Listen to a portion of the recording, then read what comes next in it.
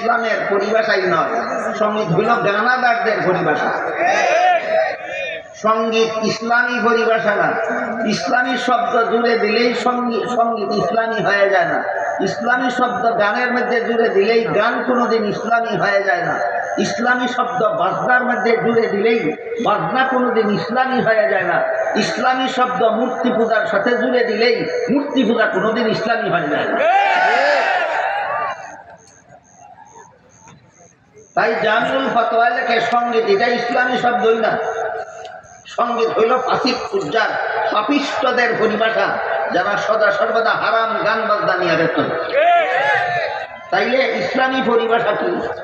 ইসলামী পরিভাষায় অনেক শব্দ আছে। 1 নম্বর হামদ, 2 নম্বর নাত, 3 নম্বর নশিদ, 4 নম্বর কসিদা, 5 নম্বর তারানা, 6 নম্বর গজল।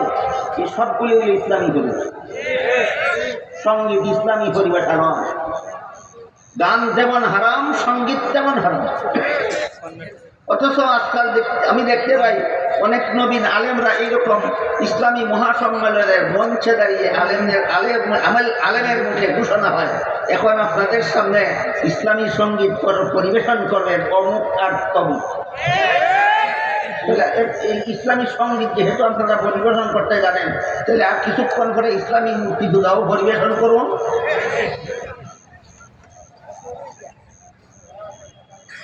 যে সমস্ত গানকে এখন আর কিছু মুসলমান গান, যে সমস্ত গুণাকে এখন আর কোনো মুসলমান গুণাই মনে করে না, এর মধ্যে একটা গুণা হইল এই গানের গুণা, সঙ্গীতের গুণা।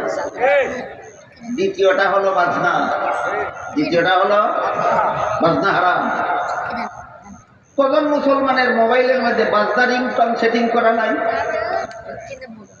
এই বুদ্ধ শরীরের ভিতরেও ঢুকে গেছে।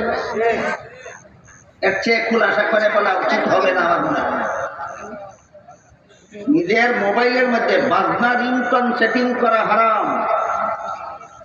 এই বাজনা রিংটন সেটিং করা মোবাইল নিয়ে মসজিদে ঢুকা ডাবল হারাম।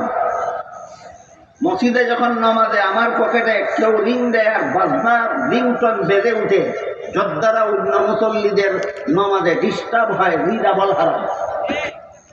কেউ হারামই মনে করে না। এই সমস্ত হারামে যতদিন পর্যন্ত লিপ্ত থাকবেন, ততদিন পর্যন্ত আপনি ওলি হওয়ার প্রথম কাজ সম্পন্ন করলেন। তাহলে ওলি হওয়ার প্রথম কাজ কটা গুনাহ ছাড়া? সকল প্রকার গুনার অভ্যাস বর্জন করা ওলি হওয়ার 1 নম্বর কাজ। সকল প্রকার গুনার অভ্যাস বর্জন করা ওলি হওয়ার 1 নম্বর কাজ।